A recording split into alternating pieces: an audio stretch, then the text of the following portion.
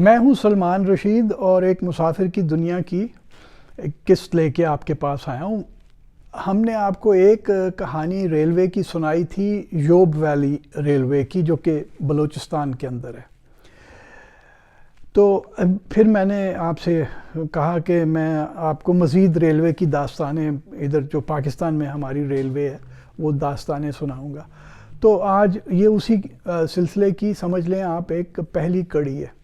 یہ سال ہے 1853 کا، دسمبر کا مہینہ ہے کہ جو وائس رائے ہے اپنا انڈیا کا، لارڈ ڈلہاؤزی، وہ سندھ کے کمشنر باٹل فریئر کو ایک ٹیلی گرام بھیجتا ہے کہ بھائی سندھ میں فٹافٹ جو ہے لائن ریلوے کی بچھانی شروع کی جائے۔ اچھا، اب یاد رہے کہ انہی دنوں میں ممبئی سے تھانے تک کی ریلوے لائن وہ تھوڑی سی بنتی تھی، کوئی 100-150 میل میرا خیال ہے، وہ بچ چکی تھی۔ تو وہاں جیسے وہ شروع ہوئی، جو کہ بعد میں دی گریٹ انڈین پیننسولر ریلوے بنی، تو ہمارے یہاں جو یہ لائن شروع کرنے کو کہا تھا، کراچی سے کوٹڑی تک، حیدرآباد دریا سندھو کے ایک کنارے ہے اور کوٹڑی دوسرے کنارے ہے، تو کراچی سے کوٹڑی تک بچھانے کا جو حکم دیا گیا وہ بعد میں چل کے نارتھ ویسٹرن ریلوے کہلایا، لیکن جب حکم دیا تو اس کا نام تھا سندھ ریلوے۔ اچھا، دسمبر 1853 کے دن تھے جب یہ آرڈر آیا۔ باٹل فریئر کا ایک بڑا پسندیدہ انجینئر تھا، نوجوان آدمی تھا، ایسے 27-28 سال اس کی عمر تھی، کور آف انجینئرز کا وہ افسر تھا، لیفٹیننٹ تھا، چیپمن اس کا نام تھا۔ وہ ان دنوں میں سیون کے نزدیک سروے کر رہا تھا سڑک گزارنے کا۔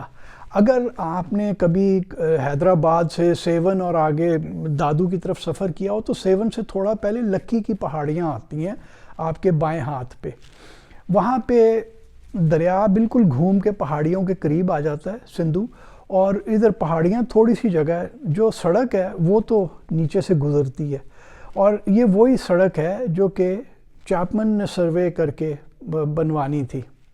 اچھا، جب باٹل فریئر کا اس کو حکم پہنچا تو وہ فوراً آنے جانے کا طریقہ کیا تھا؟ دو ہی طریقے تھے، ایک تو یہ کہ وہ پرانا رستہ تھا پہاڑوں کے اس طرف سے وہ کراچی آتا، لیکن وہ ذرا مشکل تھا۔ بہتر طریقہ یہ تھا کہ جو آپ کشتی پہ بیٹھتے تھے، جو کہ سندھو پہ چل رہی تھیں، سٹیم بوٹس تھیں۔ اچھا، اس نے پہنچنا تھا دریا کے رستے، سندھو دریا کا جو ڈیلٹا بنتا ہے اس کی ایک بالکل ویسٹرن مغربی شاخ جو تھی وہ گزری کریک کہلاتی تھی، اور یہ آپ کو بتاتا چلوں کہ وہ گزری کریک آج کے موجودہ ڈیفینس سوسائٹی کے اندر ہے وہ جگہ، گزری کا علاقہ کہلاتا ہے، وہ گاؤں بھی ہے ایک گزری۔ تو وہ گزری کریک تک دریائی کشتیاں آ جایا کرتی تھیں۔ اچھا، اب جب چیپمن کو حکم ملا فریئر کا تو رات کا وقت تھا، اور ایک ہی بحری جہاز ادھر سے دریائی جہاز آیا جس پہ اس نے جگہ لی اور بیٹھ گیا۔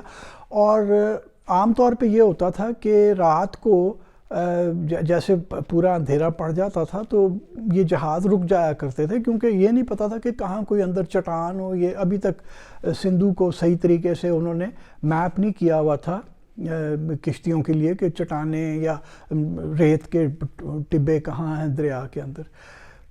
اور چونکہ چیپمن کو جلدی تھی تو اس نے اس کے کپتان سے کہا کہ بھئی جلدی کرو، فل 14ویں کا چاند ہے اور روشنی ہے، بس نکال لے۔ تو کیپٹن اس کی باتوں میں آ گیا، اس نے کشتی کا حکم دیا چلنے کا۔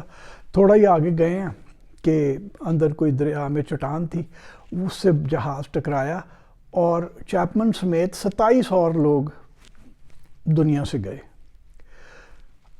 تو کام رک گیا۔ وہ فریئر نے اب اپنا کوئی اور بندہ ڈھونڈنا تھا، لیکن جیسا کہ ہوتا ہے اگر ایک دفعہ بیچ میں کوئی رکھنا پڑ جائے تو پھر کام لٹک ہی جاتا ہے۔ یعنی دسمبر 1853 سے بن گیا 1856، 2 سال گزر گئے، یعنی 2 سال اور چند مہینے گزر گئے۔ تو اس دوران میں یہ ہوا کہ وہاں دلی میں بھی ریلوے لائن بچھائی جا رہی تھی، دلی سے جس نے براستہ جلندھر، امرتسر، لاہور، ملتان آنا تھا. اور اب 2 سال گزر چکے تھے تو وہ انگریزوں نے یہ سوچا کہ یہ جو سندھ ریلوے جا رہی ہے اس کو اس کے ساتھ جوڑ دیا جائے، تو کیوں نہ اس کا پورا نام کر دیں سندھ پنجاب دلی ریلوے. تو ایس پی ڈی آر جو تھی نا ایک پرائیویٹ کمپنی بن گئی. یاد رہے کہ ابھی یہ وکٹوریہ ملکہ کے حکمرانی میں انڈیا نہیں آیا تھا، ابھی تک آپ کی جو ایسٹ انڈیا کمپنی ہے وہی اس پہ حکمرانی کر رہی تھی. یہ ساری دکانداری ایسٹ انڈیا کمپنی کر رہی تھی اپنے کاروبار کے لیے. تو انہوں نے کہا کہ جی وہ S P D R Sindh Punjab Delhi railway بنا لیتے ہیں، اور اس کے اوپر کام شروع ہو گیا کہ جناب یہ ریلوے بنائی جائے گی. اور یہ چونکہ اب یہ جو کوٹری تک جو ریلوے لائن تھی اور پھر مزید آگے یہ دریا کے سیدھے کے ہاتھ پہ تھی، سیدھے کنارے. دریاؤں کے کناروں کا کیسے تعین کرتے ہیں کہ آپ بہاؤ کی طرف منہ کر کے کھڑے ہو جاتے ہیں، تو جو آپ کے بائیں ہاتھ پہ ہے وہ لیفٹ بینک کہلاتا ہے، جو آپ کے دائیں ہاتھ ہوتا ہے وہ رائٹ بینک کہلاتا ہے. منہ آپ کا بہاؤ کی طرف ہونا چاہیے جیسے بہاؤ جا رہا ہے. تو اس حساب سے یہ رائٹ بینک کے اوپر تھا، جبکہ باقی جو ریلوے لائن تھی وہ تو انڈس کے لیفٹ بینک پہ آ رہی تھی اوپر سے. اور ابھی تک وہ تھوڑا ہی اس نے ترقی کی تھی، آگے تک نہیں بچھی تھی. تو اینی وے انہوں نے اس کو یہ سندھ پنجاب دلی ریلوے بنانے کا پروگرام بنا لیا. اب کیا ہوا کہ جناب 1857 آیا اور جو ہے ہماری جو پہلی آزادی کی جنگ تھی وہ شروع ہو گئی. کام پھر کھٹائی میں پڑ گیا اور پھر رک گیا. اور پھر سلطنت جو تاج تھا برطانیہ کا، وکٹوریہ کا، اس نے ایسٹ انڈیا کمپنی کو فارغ کیا اور انہوں نے انڈیا کے اوپر قبضہ کر لیا.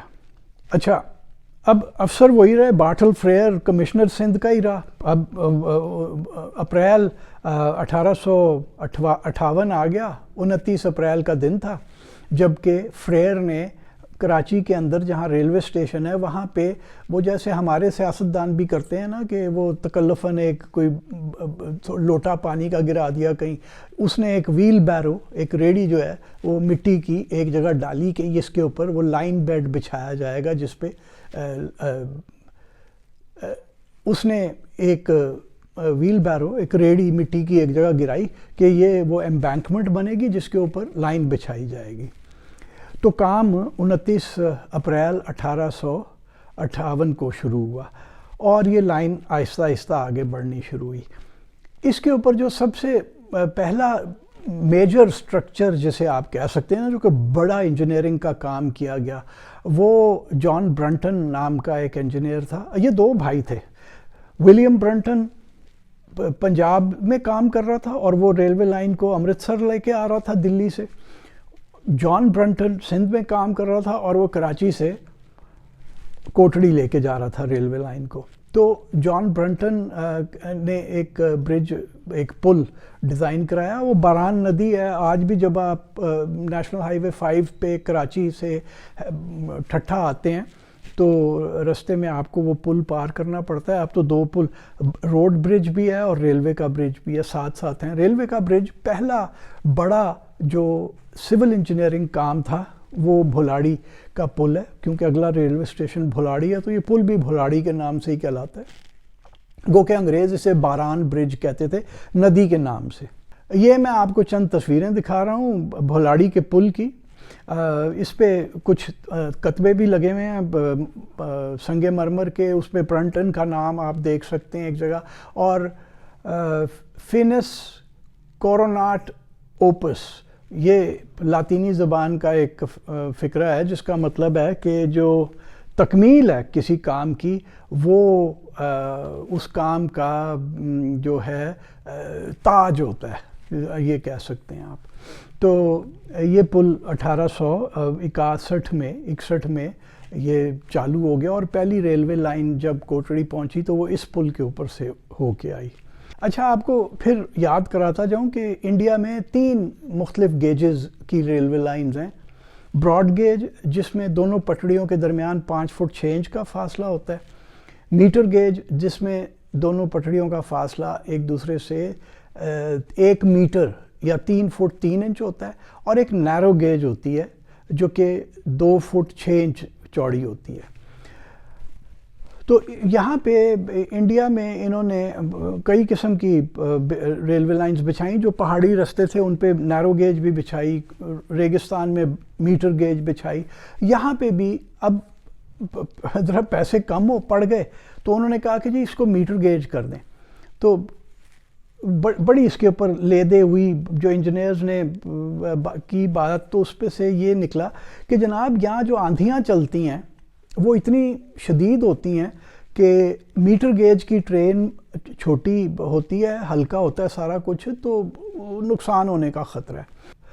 اچھا، آج کل کی جو پود ہے انہوں نے تو آندھیاں دیکھی نہیں ہیں، میں نے اپنے بچپن میں دیکھی ہے 1950 اور 60 کی دہائیوں کے اندر، خاص طور پہ 50 میں اور 65 سے پہلے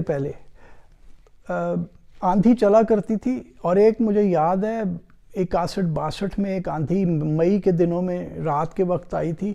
اگلے دن اخباروں سے پتہ چلا کہ وہ 100 میل فی گھنٹہ کی رفتار یعنی 160 کلومیٹر پہ آئی تھی۔ تو ہو سکتا ہے اس زمانے میں یہاں بھی چلتی ہوں۔ گلوبل وارمنگ نے جہاں اور بہت سارے نقصان کیے ہیں تو وہ آندھیاں کم ہو گئی ہیں، جو کہ گرمیوں میں ہاڑ سے پہلے یعنی تقریباً ہر چوتھے 5ویں دن ایک آندھی آتی تھی اور اس کے بعد بارش ہوا کرتی تھی۔ اب وہ سلسلہ ختم ہو گیا۔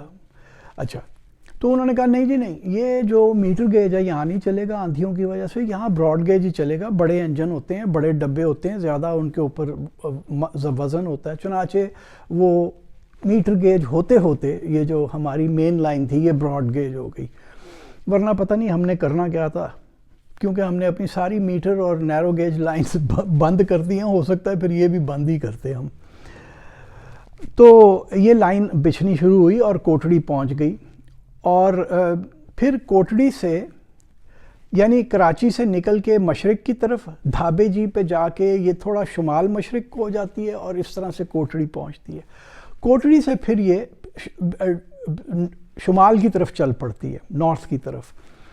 اور یہ میں آپ کو جہاں چیپمن بیچارہ سروے کر رہا تھا اور بالکل نزدیک ہی یہاں پہ کہیں ڈوب کے مر گیا، یہ میں آپ کو وہاں کا ایک ریلوے اسٹیشن دکھا رہا ہوں۔ اس کا نام ہے بھگو ٹھوڑو، جیسے پنجابی میں ہم کہتے ہیں نا بھجا ٹوٹا، تو یہ بھگو ٹھوڑو کا مطلب بھی ہے کہ پہاڑ ٹوٹا پھوٹا پہاڑ ہے۔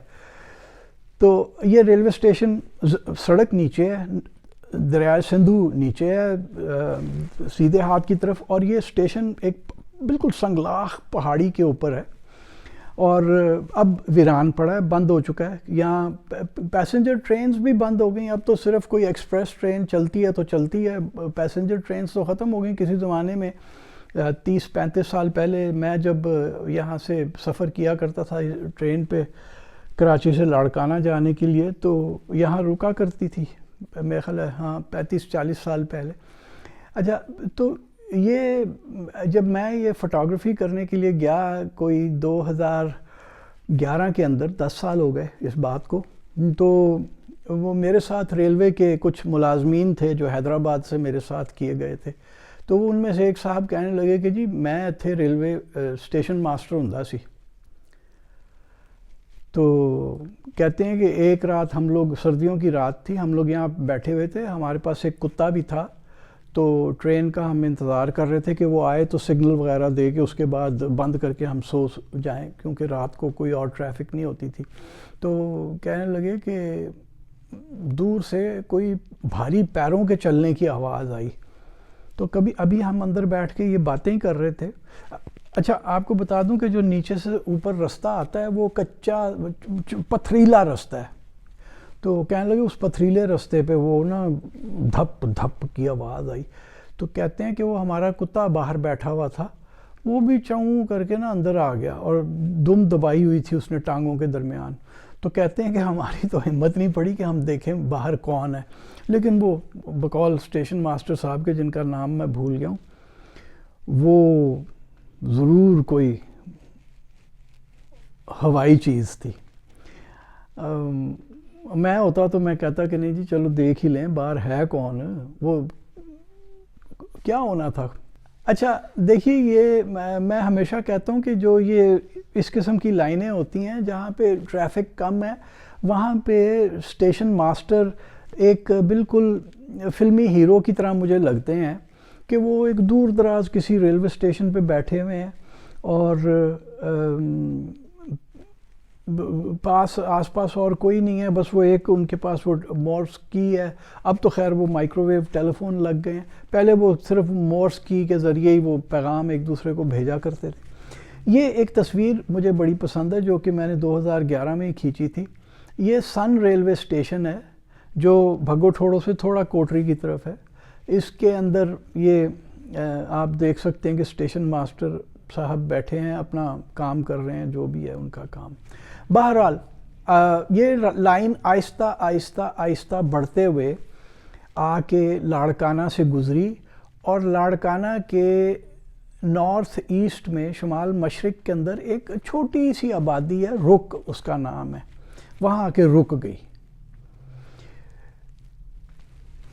یہ جو رک ہے، اب یہ 1898 کا زمانہ آ چکا تھا، یہ جب یہ یہاں پہ زیادہ ایکٹیویٹی شروع ہوئی۔ میں آپ کو یہ ریلوے اسٹیشن کی تصویریں دکھاتا ہوں، آپ یہ دیکھیے کہ اس کے جو پلیٹ فارم والی سائڈ پہ اس کا متھا جسے ہم پنجابی میں کہتے ہیں، اس کے اوپر IVSR اور KSR لکھا ہوا ہے، اور رک سندھی رسم الخط اور اردو اور انگریزی میں لکھا ہوا ہے، اور 1898 کی تاریخ ہے۔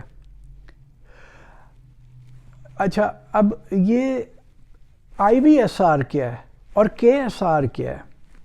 IVSR بنتا ہے انڈس ویلی اسٹیٹ ریلوے۔ جب انہوں نے کوٹڑی سے آگے نکالی تو اس سے پہلے ہی انہوں نے پروگرام بنا لیا تھا کہ وہ لائن جو کہ سندھ پنجاب دلی ریلوے بعد میں کہلائے گی، اس کا یہاں پہ نام انڈس ویلی اسٹیٹ ریلوے کہلائے گا۔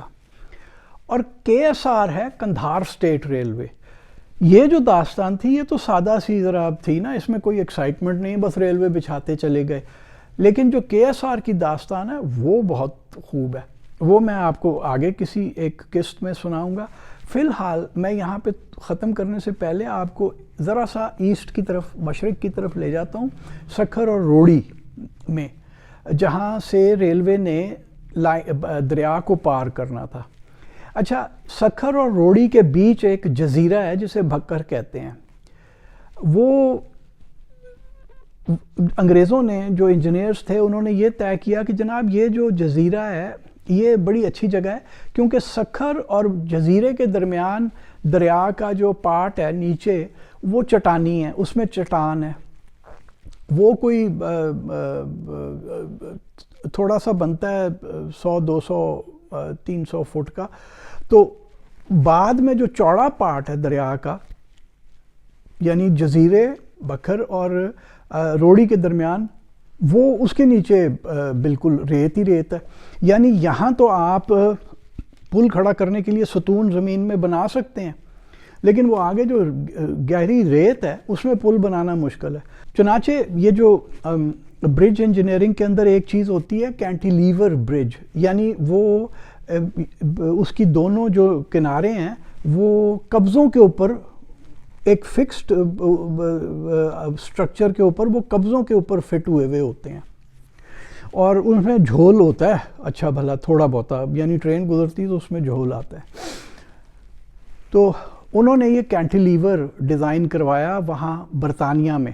اچھا، اب آپ یہ جو کینٹیلیور دیکھ رہے ہیں، یہ دلچسپ بات یہ ہے کہ یہ پورا کا پورا پل جو ہے اس کو وہیں برطانیہ کے اندر تیار کیا گیا۔ یہ دونوں سائیڈ پہ جو بڑے سٹرکچر آپ کو دکھ رہے ہیں تکون نما، یہ کینٹیلیورز ہیں اس کے، اور یہ 52، ان کی اونچائی 52 میٹر ہے دونوں کی، ایک کا وزن 3000 ٹن ہے، یعنی دونوں کا وزن کل ملا کے 6000 ٹن بنتا ہے۔ یہ سب کچھ وہاں جوڑا گیا، یہ درمیان کا جو پل ہے یہ بھی وہیں جوڑا گیا برطانیہ میں، اور اس کو بحری جہازوں کے رستے پہلے کراچی پہنچایا گیا اور پھر دریائی کشتیوں کے اوپر رکھ کے تو یہاں سکھر پہنچایا گیا، اور یہاں اس کو پھر پیچ ویچ کس کے اس کو کھڑا کر دیا گیا۔ تو اس لائن کے اوپر جو ہے نا جو سب سے ایکسائٹنگ کام ہوا تھا وہ یہ لینسڈاؤن برج کا تھا. اور یہ میں آپ کو بتاؤں کہ جب 1898 کے اندر یہ مکمل ہوا ہے تو دنیا کا سب سے لمبا کینٹیلیور پل تھا یہ. لیکن یہ جو اس کی شہرت تھی نا، یہ سال کے اندر اندر اسکاٹ لینڈ میں ایک پل بن گیا جسے فورتھ برج کہتے ہیں. یہ نہیں کہ وہ دنیا کا چوتھا برج تھا، بلکہ فورتھ ایک جگہ ہے اسکاٹ لینڈ کے اندر، وہاں پہ وہ پل ہے اور کینٹیلیور برج ہے. تو وہ چونکہ بن گیا 1899 کے اندر، تو یہ اس بیچارے سے یہ اعزاز چھین لیا گیا.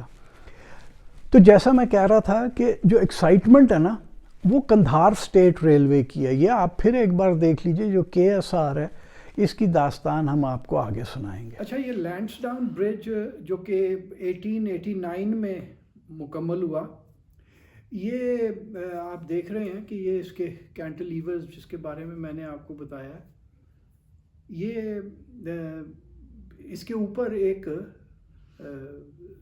چاندی کے رنگ کی آرچ بھی ہے. اس آرچ کا اس لینسڈاؤن برج سے کوئی تعلق نہیں ہے. وہ دور سے دیکھنے والے جو ہمارے جیسے اناڑی ہوتے ہیں وہ یہ سمجھتے ہیں کہ شاید یہ ایک ہی حصہ ہے. یہ پل 1964 میں بنا تھا اور روڈ برج ہے، اور اس کا نام ہے ایوب برج. یہ جس کا یہ سلور آرچ آپ کو اوپر دکھ رہی ہے، اس کا اس کے ساتھ کوئی تعلق نہیں ہے لینسڈاؤن برج کے ساتھ.